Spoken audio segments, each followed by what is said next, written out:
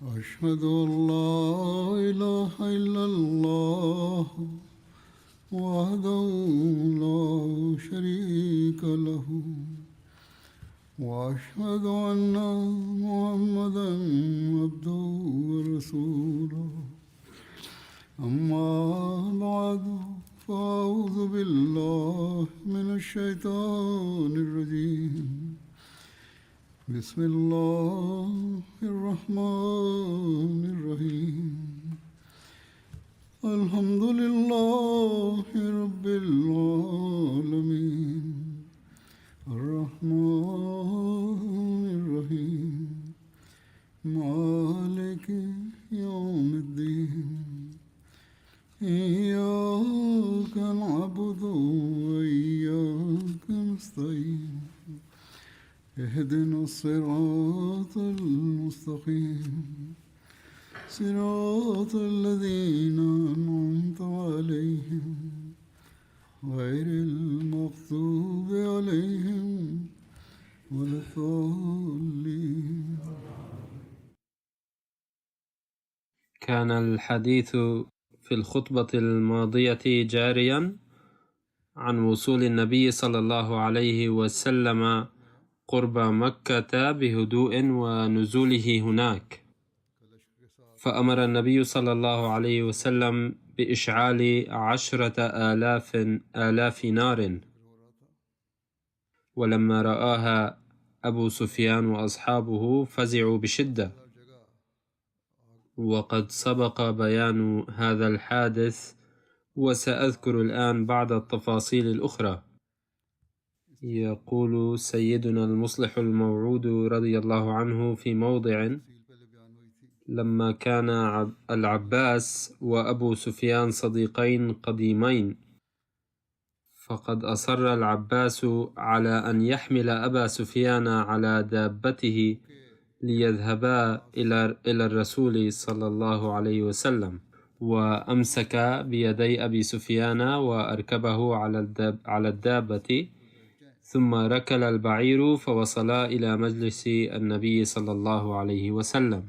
كان العباس يخشى أن يقتل علي الذي كان يحرس النبي صلى الله عليه وسلم أبا سفيان، ولكنه صلى الله عليه وسلم كان قد أعطى أمرا سلفا لكل من يلقى أبا سفيان ألا يحاول قتله.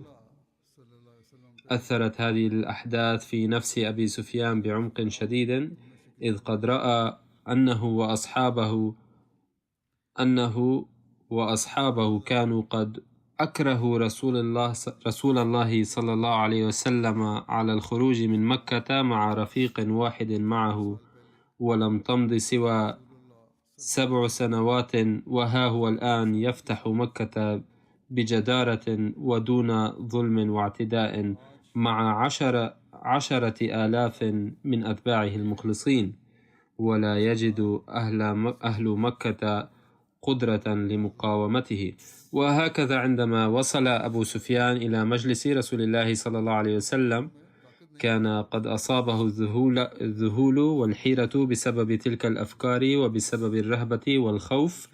فلما رأى رسول الله صلى الله عليه وسلم حاله هذه، قال للعباس: خذ أبا سفيان معك واجعله يبيت عندك وأحضره إلي في الصباح.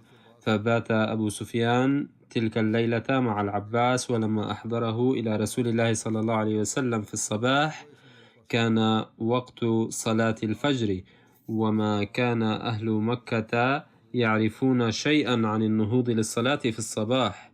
رأى أبو سفيان المسلمين يأتون ويذهبون هنا وهناك حاملين أباريق مملوءة بالماء، ورأى أن بعضهم يتوضأ وبعضهم ينتظم في الصفوف،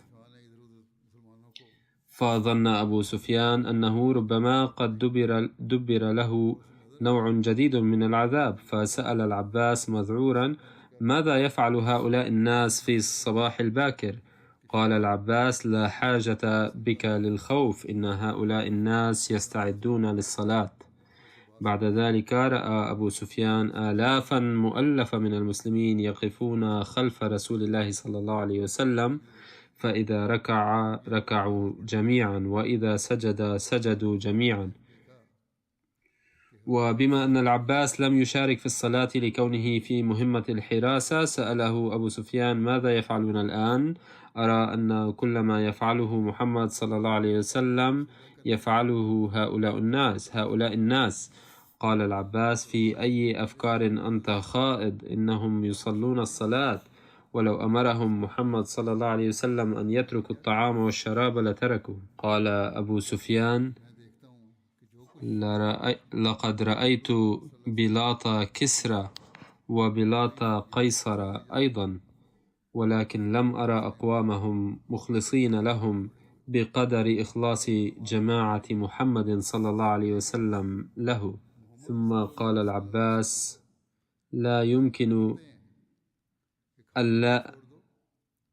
أن تطلب اليوم من محمد صلى الله عليه وسلم أن يعامل قومك بالعفو. ولما انتهت الصلاة ذهب العباس بأبي سفيان إلى رسول الله صلى الله عليه وسلم. قال صلى الله عليه وسلم: يا أبا سفيان، ألم يحن الوقت بعد لتتضح لك الحقيقة لأنه لا إله إلا الله؟ قال أبو سفيان: فداك أبي وأمي، أنت أحلم الناس وأشرفهم وأوصلهم للرحم. لقد فهمت الآن أنه لو كان هناك إله غير الله لساعدنا شيئا ما. بعد ذلك قال رسول الله صلى الله عليه وسلم: يا أبا سفيان، ألم يحن الوقت بعد لتفهم أني رسول الله؟ قال أبو سفيان مرة أخرى: فداك أبي وأمي. ما زالت في قلبي بعض الشكوك بهذا الشأن، ولكن رغم تردد أبي سفيان أسلم رفيقاه اللذان جاءا معه من مكة لاستطلاع أخبار جيش المسلمين، وكان أحدهما حكيم بن حزام. ثم أسلم أبو سفيان أيضا، ولكن لعل قلبه انشرح تماما بعد فتح مكة. بعد إسلامه قال حكيم بن حزام: يا رسول الله، هل جئت بهذا الجيش لتهلك قومك؟ قال رسول الله صلى الله عليه وسلم: هؤلاء الناس ظلموا وأذنبوا، وأنتم نقضتم العهد الذي أبرمتموه في الحديبية، وحاربتم خزاعة ظلما، وحاربتم في هذا المكان المقدس الذي أعطاه الله الأمان. قال حكيم: يا رسول الله، صحيح أن قومك فعلوا ذلك، ولكن كان ينبغي لك أن تهاجم قوم هوازن بدلا من مهاجمة مكة. قال رسول الله صلى الله عليه وسلم: هؤلاء القوم أيضا ظالمون، ولكني أرجو من الله أن يتم على يدي كل الأمور، أي فتح مكة وغلبة الإسلام وهزيمة هوازن. بعد ذلك قال أبو سفيان: إذا لم يحمل أهل مكة السيف فهل سيكونون في أمان؟ قال صلى الله عليه وسلم: نعم، كل من يغلق باب بيته سيعطى الأمان. قال العباس: يا رسول الله، أبو سفيان رجل يحب الفخر، يعني أنه يريد تدابيرا لكرامته. قال صلى الله عليه وسلم: حسنا، من دخل بيت أبي سفيان فله الأمان أيضا، ومن دخل المسجد الحرام فله الأمان أيضا، ومن ألقى سلاحه سيعطى الأمان أي كذلك، ومن أغلق بابه سيعطى الأمان، ومن دخل بيت حكيم بن حزام فله الأمان أيضا. لقد ذكر سيدنا المصلح الموعود رضي الله عنه كل هذه التفاصيل في كتابه مقدمة تفسير القرآن الكريم. يقول المسيح الموعود عليه السلام بهذا الشأن: كان أبو سفيان في زمن النبي صلى الله عليه وسلم رجلا ضعيف القلب جدا وقليل الفراسة. عندما فتح النبي صلى الله عليه وسلم مكة قال له: ألم تفهم حتى الآن أي ألم تعرف إلى الآن أن هذا ليس عمل الإنسان؟ فقال أبو سفيان: لقد فهمت الآن أن إلهك صادق، لو كان في هذه الأصنام قدرة لساعدتنا في هذا الوقت. ثم عندما سأله النبي صلى الله عليه وسلم: هل تؤمن بنبوتي؟ أظهر التردد وفهم التوحيد ولم يفهم النبوة. يكون بعض الناس قليلو الفراسة، إذ إن دليل التوحيد كان هو نفسه دليل النبوة، لكن أبا سفيان ظل يفرق بينهما، فقد فصل بين التوحيد والنبوة. يقول حضرته عليه السلام: كل الناس ليسوا على مستوى واحد، بعضهم يحتلون الدرجة الأولى مثل الصديق الأكبر رضي الله عنه، وبعضهم يحتلون الدرجة الوسطى، وبعضهم يحتلون الدرجة الأخيرة. قال ابن عقبة: لما توجه أبو سفيان وحكيم بن حزام عائدين، قال العباس: يا رسول الله، إني لا آمن أبا سفيان أن يرجع عن إسلامه فأردده حتى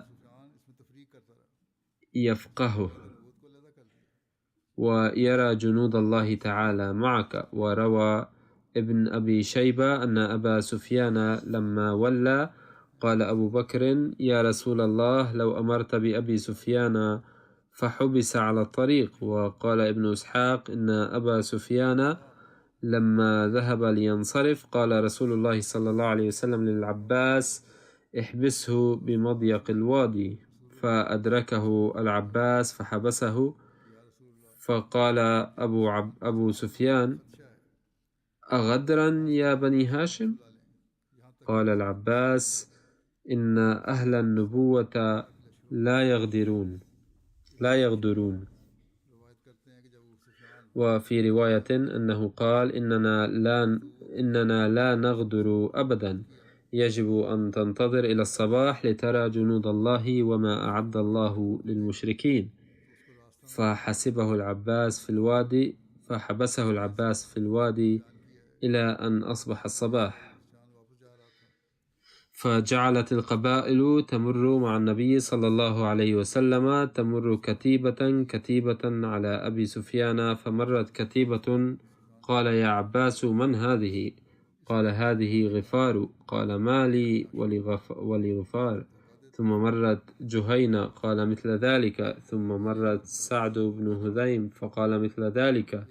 ومرت سليم فقال: مثل ذلك، حتى أقبلت كتيبة لم يرى مثلها. قال: من هذه؟ قال: هؤلاء الأنصار، عليهم سعد بن صائب بن عبادة معه الراية. فقال سعد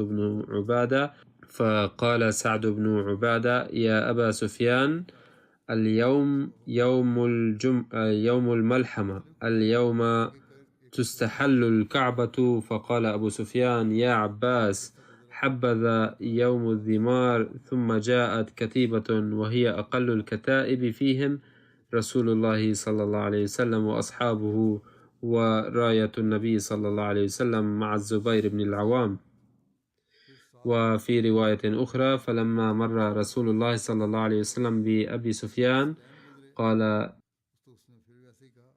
وفي رواية أخرى: لما مر رسول الله صلى الله عليه وسلم بأبي سفيان قال: يا رسول الله، أمرت بقتل قومك؟ ألم تعلم ما قال سعد بن عبادة؟ قال: ما قال؟ قال: كذا وكذا، الله في قومك، فأنت أبر الناس وأوصل الناس وأرحم الناس. فقال رسول الله صلى الله عليه وسلم: كذب سعد يا أبا سفيان، اليوم يوم المرحمة، اليوم يوم يعظم الله فيه الكعبة، اليوم يوم أعز الله فيه قريشا. وقال ابن إسحاق أن سعدا لما قال ما قال سمعه رجل من المهاجرين. قال ابن هاشم: هو عمر بن الخطاب. فقال: يا رسول الله، ما نأمن أن يكون له على قريش صولة.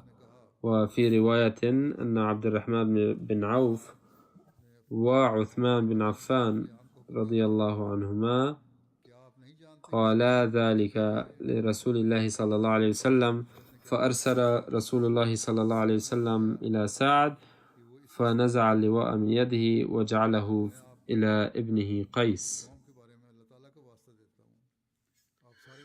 وقد ذكر سيدنا المصلح الموعود رضي الله عنه هذا الحادث بالتفصيل مستمدا من كتب التاريخ، فقال: وخلال مرور جيش الإسلام على أبي سفيان كانت راية الأنصار مع سعد بن عبادة زعيم الأنصار، فوقعت عيناه على أبي سفيان فقال: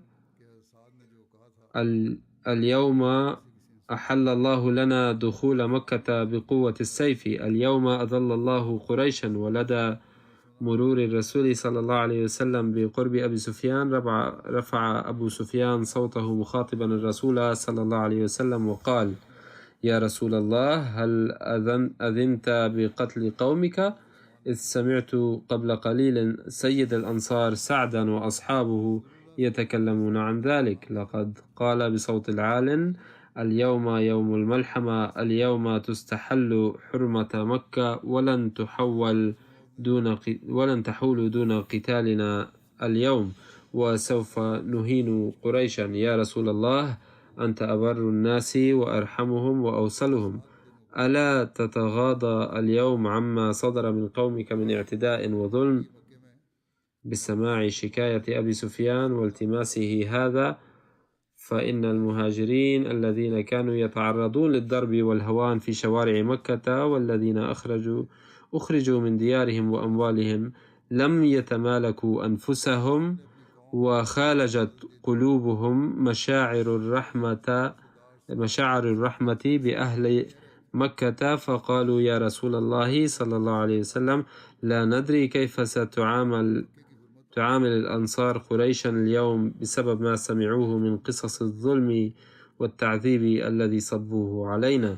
فقال رسول الله صلى الله عليه وسلم لأبي سفيان: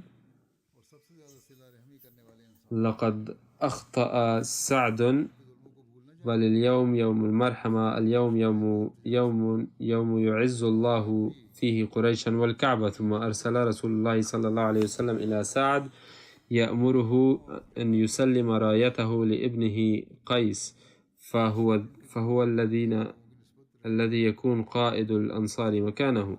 لقد كان قرارا سديدا وخطوة حكيمة هدأت من روع أهل مكة، فهو الذي يكون القائد كتيبة الأنصار. وهكذا قام رسول الله صلى الله عليه وسلم بجبر خواطر أهل مكة كما حمى مشاعر الأنصار من أي صدمة. أما قيس هذا فكان رسول الله صلى الله عليه وسلم يثق به ثقة كاملة، فكان شابا طيبا حتى ورد في التاريخ أن بعض الناس جاءوا يعودونه في مرضه قبيل موته وبعضهم لم يأتوا، فسأل أصدقائه وقال: لماذا لم يأتي البعض الذين هم من معارفي لعيادتي؟ فقال له أصحابه: إنك جواد كريم تقرض أموالك كل إنسان يكون في ضيق، وكثير من أهل المدينة مدينون لك، ولم يأتوا لعيادتك مخافة أن تكون في حاجة إلى المال فتطالبهم بدينك. فقال: إني متأسف على أني قد سببت الأذى لأصدقاء هؤلاء بدون داع، فلينادي مناد في المدينة أني قد عفوت كل من لي عليه دين. وعقب هذا الإعلان زاره الناس بأعداد هائلة حتى انهارت درجات السلم في بيته. وعن ابن أبي شيبة أن العباس رضي الله عنه قال: يا رسول الله، لو أذنت لي فأتيت أهل مكة فدعوتهم فأمنتهم. ثم انطلق على بغلة رسول الله صلى الله عليه وسلم الشهباء ودخل مكة وقال: يا أهل مكة، أسلموا تنجوا، فقد جاءكم جيش عرمرم لا قبل لكم به. يقول حضرة مصلح الموعود رضي الله عنه: بعد مرور الجيش المسلم من أمام أبي سفيان الذي كان يراه طلب العباس منه أن يسرع إلى مكة ليخبر أهلها أن محمدا صلى الله عليه وسلم قد جاء وأنه قد آتاهم الأمان على ذلك النحو. وكان أبو سفيان مسرورا في قلبه أنه قد وجد السبيل لنجاة أهل مكة، ولكن هند زوجته التي كانت شهيرة بتحريض الناس على معاداة المسلمين وحقدهم، وكانت مع كفرها شجاعة، فتقدمت وأمسكت بلحية زوجها ونادت بين أهل مكة قائلة: تعالوا واقتلوا هذا الشيخ الأحمق، فإنه يدعوكم إلى السلم والأمن بدلا من أن يدعوكم إلى التضحية بأرواحكم دفاعا عن أنفسكم وذودا عن شرف بلدهم. فقال لها أبو سفيان: أيتها المرأة الغبية، هذا ليس أوان مثل هذه التصرفات، اذهبي واختفي في بيتك، فقد رأيت جيشا لا قبل للعرب كلهم به. ونقل البخاري رواية عروة بصدد دخول جيش المسلمين في مكة، وهي أن النبي صلى الله عليه وسلم أمر الزبير رضي الله عنه أن يدخل مكة من أعلاها من طرف كداء ويغرز رايته في الحجون، ولا يترك ذلك المكان حتى يأتيه صلى الله عليه وسلم، والحجون جبل ناحية وادي المحسب على مسافة ميل ونصف من بيت الله. وكان خالد بن الوليد رضي الله عنه على ميمنة الجيش، وكان في كتيبته قبائل أسلم وسليم وغفار ومزينة وجهينة وغيرهم. وأمره النبي صلى الله عليه وسلم أن يدخل من أسفل مكة من الليط، وأن يغرز الراية قريبا من البيوت. وجعل النبي صلى الله عليه وسلم على الرجال أبا عبيدة بن الجراح رضي الله عنه. وكان رسول الله صلى الله عليه وسلم قد عهد إلى أمرائه أن يكفوا أيديهم عن قتال أحد إلا من قاتلهم. وورد في ابن إسحاق أن صفوان وعكرمة وسهيل دعوا الناس لقتال رسول الله صلى الله عليه وسلم، وجمعوهم بالخندمة، وهو جبل شهير في مكة على طريق منى. وضوى إليهم ناس من قريش وناس من بني بكر وهذيل، ولبسوا السلاح وهم يقسمون بالله لا يدخلها محمد عنوة أبدا. وكان رجل من بني الديل يقال له جماش بن قيس لما سمع بقدوم رسول الله صلى الله عليه وسلم جعل يصلح سلاحه، فقالت له امرأته: لمن تعد هذا؟ قال: لمحمد وأصحابه صلى الله عليه وسلم. قالت: والله ما أرى يقوم لمحمد وأصحابه شيء. كانت امرأة ذكية، فقال لها جماش في كبرياء وسخرية: إني لأرجو أن أخدمك بعضهم، أي سوف آتيك ببعض المسلمين غلاما لك، فإنك محتاجة إليه. قالت: ويلك، لا تفعل ولا تقاتل محمدا صلى الله عليه وسلم، والله ليضلن عنك رأيك لو قد رأيت محمدا صلى الله عليه وسلم وأصحابه. قال: سترين. ثم إنه شهد الخندم مع صفوان وعكرمة وسهيل، فلما دخل خالد بن الوليد من حيث أمره رسول الله صلى الله عليه وسلم وجد هناك جمعا منعوه الدخول، وشهروا له السلاح ورموه بالنبل وقالوا: لا تدخلها عنوة. فصاح خالد رضي الله عنه في أصحابه، وحصل قتال ضد هؤلاء المشركين، وقتل منهم 24 ورجلا من قريش و4 أو 3 من هذيل. وقال ابن إسحاق: أصيب من المشركين قريبا من 12 أو 13، وانهزموا أقبح الانهزام مولين الأدبار في كل وجه، صعدت طائفة منهم فوق رؤوس الجبال. أما جماش بن قيس الذي كان يرد على زوجته بكل فخر فلاذ بالفرار ودخل بيته، وقال لامرأته: أغلقي علي الباب. قالت: فأين ما كنت تقول؟ فقد كنت تقول لي تقول لي قبل قليل إنك ستأتيني بغلام. فقال لها بنبرة معتذر وأنشد أبياتا: إنك لو شهدت يوم الخندمة إذ فر صفوان وفر عكرمة واستقبلتهم السيوف المسلمة يقطعن كل ساعد وجمجمة ضربا فلا تسمع إلا الغمغمة لهم نهيت خلفنا وهمهما لا تنطقي في اللوم أدنى كلمة. وورد في البخاري: قتل من خيل خالد بن الوليد يومئذ رجلان، حنيش بن الأشعر وكرز بن جابر الفهري. وجاء عن إعلان الأمان لأهل مكة أن النبي صلى الله عليه وسلم آتى أبا سفيان وحكيم بن حزام الأمان وقال: اذهبا وأعلنا في مكة أن من ألقى السلاح فهو آمن، ومن دخل بيته فهو آمن، ومن دخل فناء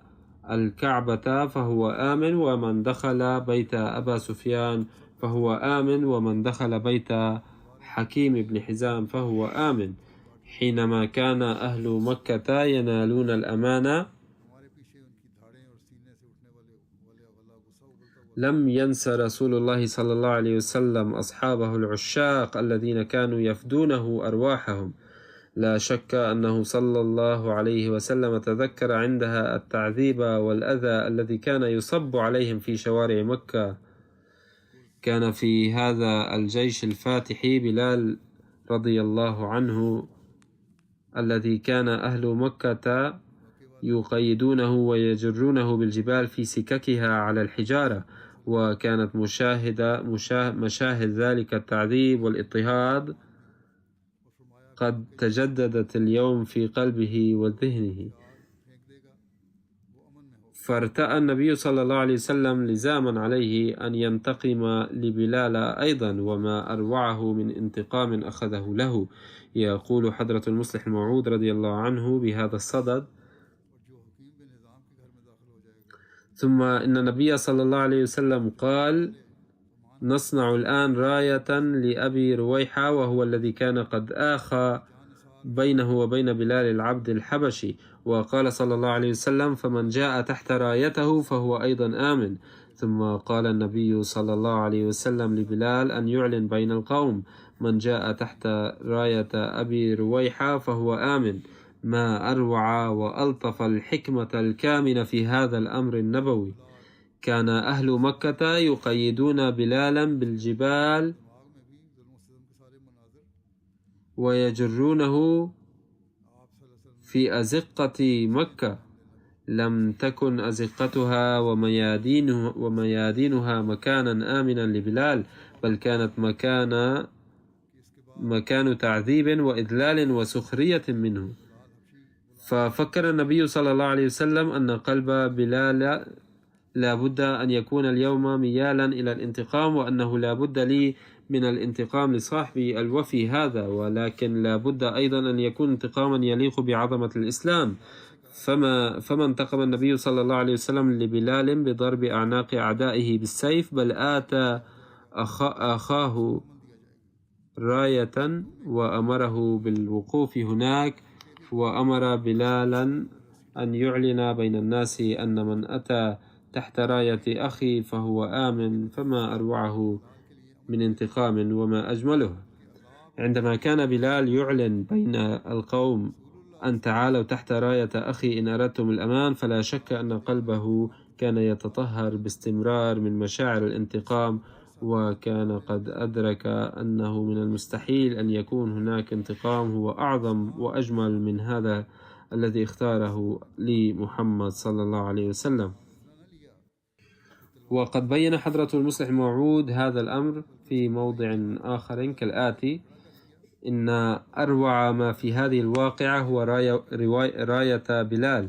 يصنع رسول الله صلى الله عليه وسلم راية لبلال ويقول: من جاء تحت راية بلال فهو آمن. طبعا المراد هنا راية أخي بلال. كان محمد صلى الله عليه وسلم هو السيد، ولكنه لم ينصب لنفسه أي راية. وأكبر المضحين بعده صلى الله عليه وسلم كان أبا بكر رضي الله عنه، ولكن لم تنصب له أي راية. والزعيم الذي آمن بعده كان عمر ولم تنصب له أي راية. ثم كان عثمان رضي الله عنه يحظى بشعبية كبيرة وكان صهره صلى الله عليه وسلم ولم تنصب له أيضا راية. ثم كان علي الذي كان أخاه صلى الله عليه وسلم وصهره ولم تنصب له أيضا راية. ثم كان عبد الرحمن بن عوف الذي قال النبي صلى الله عليه وسلم عنه بأنه لن يتطرق الخلاف إلى الأمة ما دام حيا ولم تنصب له أيضا راية. ثم كان العباس عمه صلى الله عليه وسلم وكان أحيانا يسيء إلى النبي صلى الله عليه وسلم أيضا ولم يكن يسخط عليه، ولكنه صلى الله عليه وسلم لم ينصب له أيضا راية. إضافة إلى ذلك كان هناك زعماء كبار كلهم بمن فيهم خالد بن الوليد الذي كان ابن زعيم وكان بنفسه رجلا كبيرا، وعمرو بن العاص كان ابن زعيم، وكذلك كان هناك أولاد زعماء كبار ولكن لم تنصب لأحدهم راية، وإنما نصبت راية لبلال وحده رضي الله عنه. فما السبب في ذلك يا ترى؟ كان السبب وراء ذلك أنه عندما كان الهجوم سيشن على مكة كان أبو بكر رضي الله عنه يرى أن الذين سيقتلون هم إخوته وأقاربه، وقد قال أيضا من قبل: يا رسول الله هل ستقتل إخوتك؟ فكان قد نسي المظالم وعلم أنهم إخوته. ومع أن عمر رضي الله عنه كان يقول: اقتل يا رسول الله هؤلاء الكفار، ولكنه صلى الله عليه وسلم حين عفى عنهم لا بد أن يكون عمر سعيدا من الأعماق على أنه قد عفي عن إخوته. وربما كان قد قال ذلك عثمان وعلي رضي الله عنهما أيضا أنه قد عفي إخوتهما ولا بأس إن كانوا قد مارسوا القسوة من قبل. من الممكن أن يكون النبي صلى الله عليه وسلم أيضا يفكر عند العفو عنهم أن فيهم عمه وإخوته وصهره وغيرهم من الأقارب. كذلك عثمان وعلي لا بد أن يقولا إنه قد عفي عن إخوتنا ولا بأس إن كانوا قد مارسوا علينا القسوة من قبل. من الممكن أن يكون النبي صلى الله عليه وسلم أيضا يفكر عند العفو عنهم أن فيهم عمه وإخوته وصهره وغيرهم من الأقارب، وإن عفوه عنهم كان مستحسنا إذ قد نجا أقاربه، ولكن كان هناك شخص وحيد لم يكن له أقارب في مكة ولم يملك أي قوة في مكة ولا صديق، فكان المسكين يظلم بما لم يظلم به أبو بكر ولا عمر ولا عثمان ولا علي، بل لم يظلم بمثله رسول الله صلى الله عليه وسلم أيضا. قال بلال رضي الله عنه: وحده يطرح عاريا على الرمال الحارقة، ترون أنكم لا تستطيعون أن تمشوا حفاة في شهر أيار وحزيران حتى في هذه البلاد حيث الحرارة منخفضة نسبيا، أما في البلاد الحارة فيعتذر المشي حفاة، ولكنه كان يطرح على الرمل الحارق عاريا، وكان الشباب يرقصون على صدره لابسين أحذية فيها مسامير حديدية ويطلبون منه أن يقول بأن هناك آلهة سوى الله وأن محمدا رسول الله صلى الله عليه وسلم كاذب، فكان يقول بلهجته الحبشية: أشهد أن لا إله إلا الله، أشهد أن لا إله إلا الله، ويرد عليهم قائلا: ما دمت قد رأيت أن الله واحد فأن لي أن أقول أن هناك أكثر من إله مهما مارستم علي المظالم، وما دمت أعلم جيدا أن محمدا صلى الله عليه وسلم صادق فأن لي أن أكذبه. فكانوا يعودون إلى ضربه، ويستمر الحال على هذا المنوال في شهور الصيف. أما في الشتاء فكانوا يربطون قدميه بحبل ويجرونه على الحجارة في أزقة مكة فيتشقق جلده، ثم يطلبون منه أثناء الجر أن يكذب محمد رسول الله صلى الله عليه وسلم ويعترف بآلهة سوى الله. فكان صلى الله عليه وسلم فكان رضي الله عنه يقول: أشهد أن لا إله إلا الله، أشهد أن لا إله إلا الله.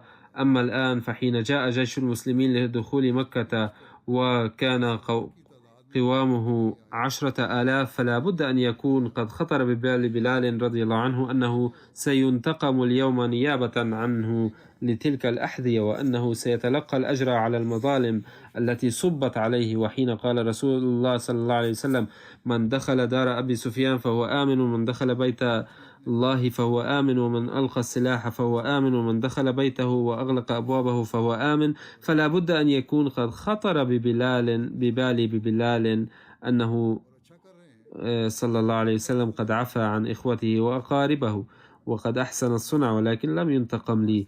أما النبي صلى الله عليه وسلم فرأى أن هناك شخصا واحدا فقط يمكن أن يتأذى بعفوه وهو بلال، لأن الذي عفي عنهم ليسوا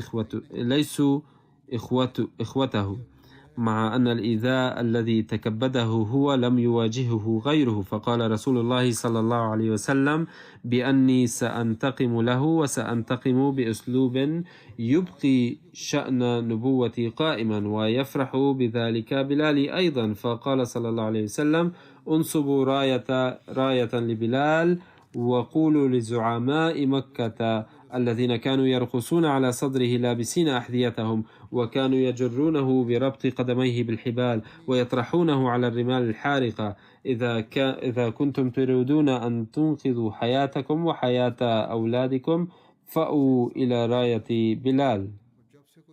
إنني أرى أنه لم ينتقم أحد مثل هذا الانتقام العظيم من أحد منذ خلقت الدنيا، ومنذ أن حاز الإنسان قوة وأقدم على أخذ ثأر الدم من غيره، عندما نصبت لبلال راية في الميدان أمام الكعبة. وكان زعماء العرب الذين كانوا يدوسونه تحت الأقدام ويكرهونه على أن يكذب محمدا رسول الله صلى الله عليه وسلم يندفعون مع أولادهم تحت رايته إنقاذا لحياتهم.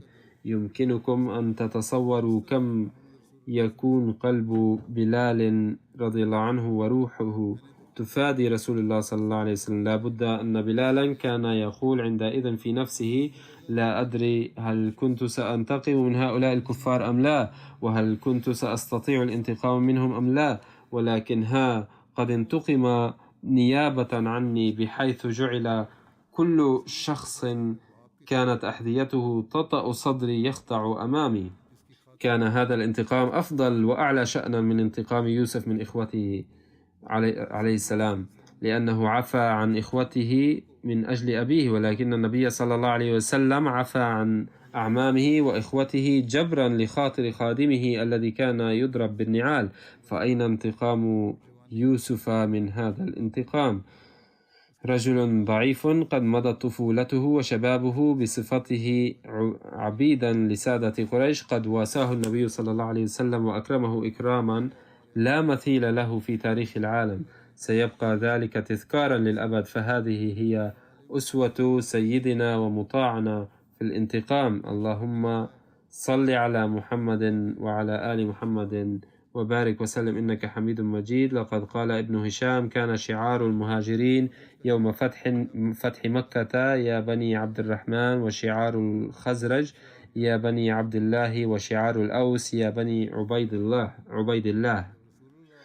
حين جاء النبي صلى الله عليه وسلم إلى الطريق الجبلي ذاخر، وهو الاسم الثاني لقزاح، فمن هناك دخل مكة يوم فتحها ورأى بصيص السيوف، قال: ألم أمنعكم عن القتال؟ فقيل له: إن العدو هاجم خالدا وهو دافع عنه.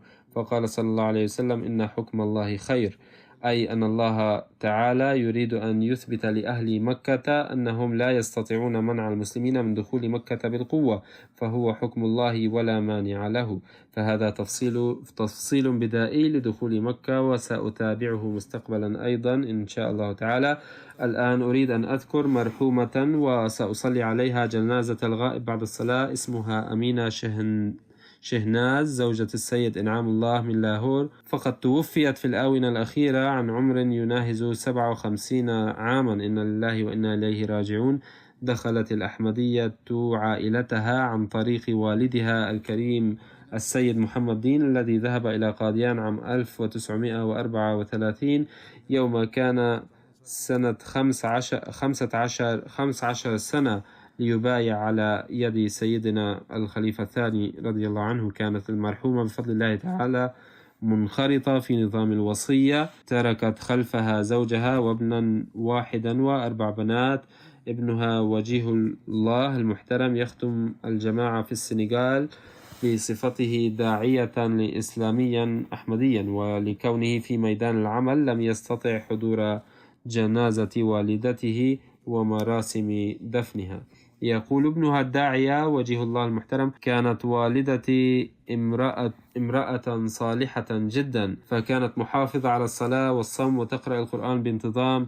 كانت تهتم بتربية أولادها أيضا جيدا. كانت تحب الخلافة الأحمدية حبا جما، وكلما واجهت وضعا صعبا أو مرضيا قالت لي: اكتب رسالة إلى خليفة الوقت. كانت تكرم الضيوف كثيرا وتخدمهم أكثر من سعتها. كانت تعامل الجيران غير الأحمديين أيضا بلطف، رغم أن بعضهم كانوا يعارضون، لكنها كانت تؤدي حق الجيران دائما. يقول زوجها السيد إنعام الله: عاشت المرحومة معي أفضل حياة، فقد ساندتني في جميع ما وفقت لخدمة الجماعة طوال حياتي، مساندة كاملة. إذا اضطررت للبقاء خارج المنزل طوال النهار أو الليل بسبب أعمال الجماعة لم تشتكي أبدا. كانت مضيافة، فقد أعدت الطعام بنفسها لحوالي 22 ضيفا من الجماعة حتى قبل شهر من وفاتها. كانت تساعد الفقراء بكل ما في وسعها، وكانت تدفع تبرعات نيابة عن أقاربها المرحومين. أيضا سعت لتربية أولادها بأفضل طريقة. خدمت فترة طويلة كسكرتيرة مال في منطقتها، وكانت مكلفة بنفس الخدمة وقت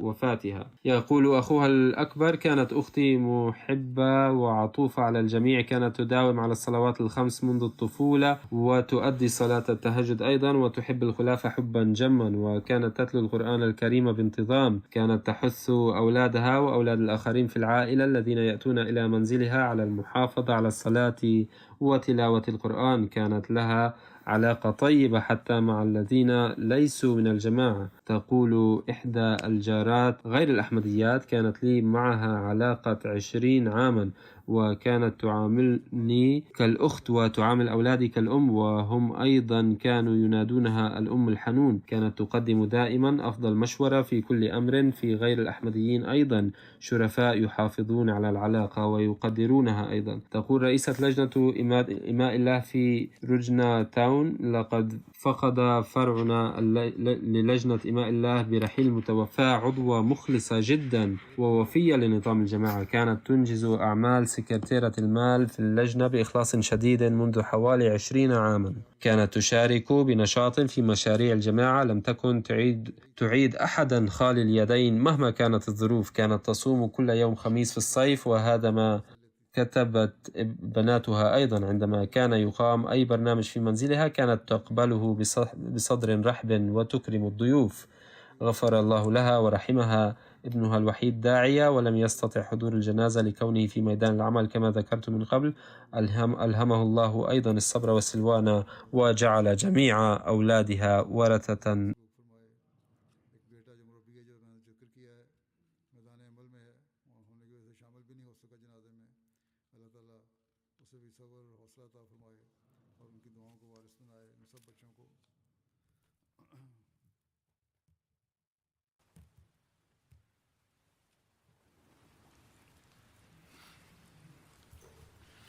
الحمد لله نحمده ونستعينه ونستغفره ونؤمن به ونتوكل عليه ونعوذ بالله من شرور أنفسنا ومن سيئات أعمالنا.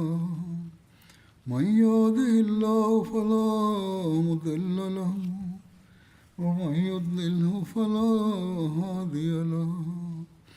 ونشهد أن لا إله إلا الله ونشهد أن محمدا عبده ورسوله. عباد الله رحمكم الله، إن الله يأمر بالعدل والإحسان وإيتاء ذي القربى وينهى عن الفحشاء والمنكر والبغي يعظكم لعلكم تذكرون اذكروا الله يذكركم وادعوه يستجب لكم ولذكر الله أكبر.